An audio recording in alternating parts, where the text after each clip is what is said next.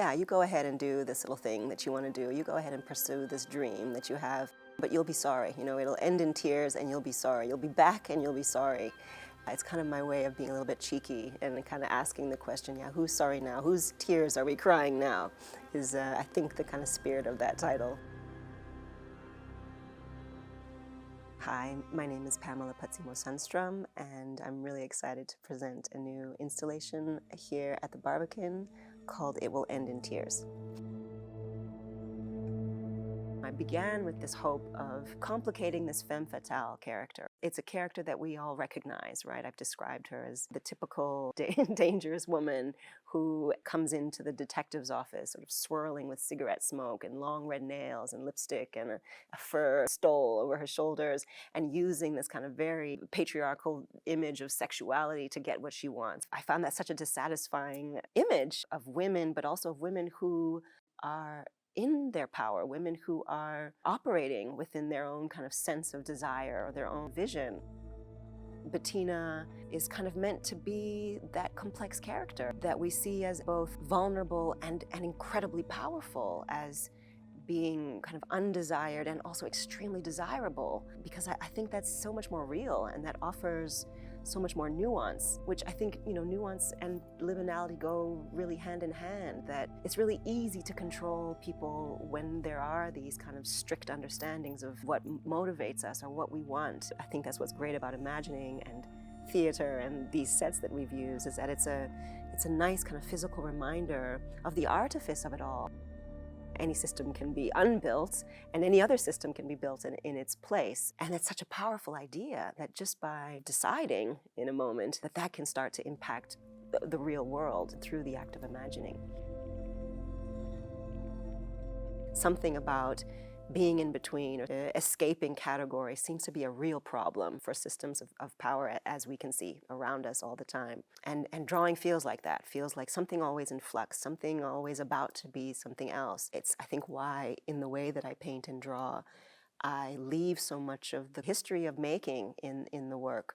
I like to think of it as offering a bit of an archaeological view on the process, how many times it took for me to get that hand right. So you see all of the fingers and all of the wrists and all of the different gestures that I worked through until I finally rested on the one that would be the one.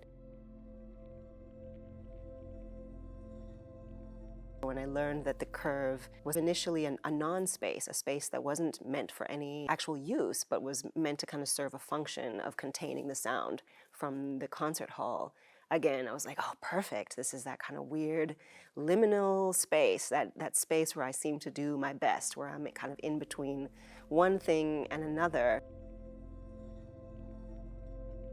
Even from the very beginning, I knew that there needed to be some feeling of being transported, right? Of kind of making a journey from the space that is the Barbican into this new world that I'm offering, and that there be enough suggestion in the structure to offer a certain path, but that there still be a lot of openings, exit ramps, alternative routes to let that experience be really personal.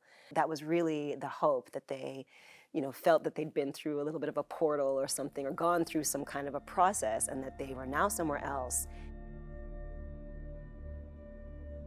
There's so many films and filmmakers that I really had to lean into as well for this specific body of work. Film is so fast, and it is exciting to see a film now. You're right there on the shoulder of the hero, and you're cascading and tumbling, and the shots and the cuts are like every millisecond, and it's just like a beautiful bombardment of the senses.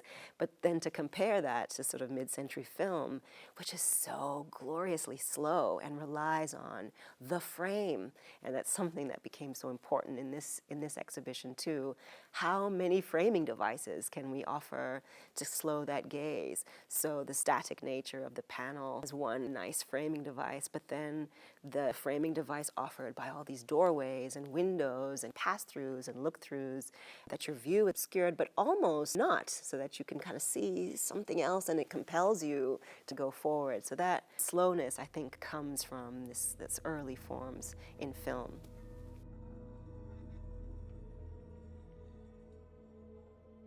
What is the story? And is this a happy story, or is this a sad story? Is this a love story, or is this a violent story? That question, I think, is what I hope people stay with. Not that I want them to feel dissatisfied or that there's something unresolved, but to kind of offer that all these stories are full of complexity, that there is never this kind of tidy end or tidy beginning. And even people, characters, archetypes are never one or another thing. I guess this is what I hope people come away with, and that they get to the end, they know they've felt a story, they know that they've been pulled through a series of emotional moments or narrative moments, and that they get to the end and they feel immediately compelled to start again, to kind of find those moments again through the installation.